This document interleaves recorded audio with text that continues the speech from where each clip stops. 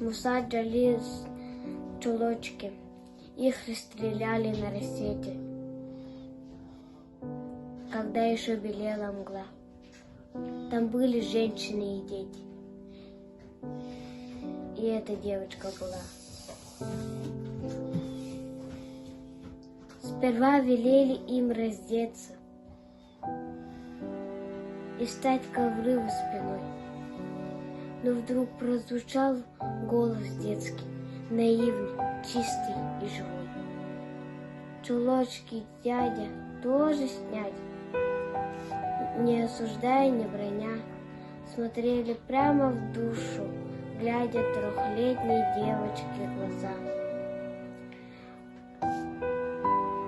Чулочки тоже, и смятение на миг касается объят, рука сама собой волнением вдруг отпускает автомат. Он словно скован взглядом синим, и кажется, он землю в рост. Глаза, как у моей дочурки, и смятение сильным произнес. Охвачен он невольно дрожью, проснулась в ужасе душа.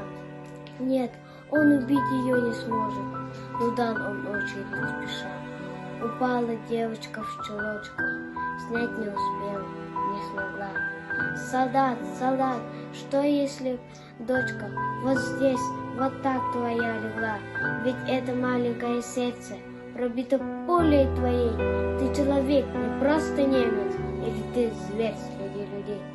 Шагал и светились угрюмо, земли не поднимая глаз. Впервые, может, это дума, мозгу отравленно зажглась. И всюду взгляд струится синий, и всюду слышится опять. И не забудется поныне чулочки дядя тоже снять.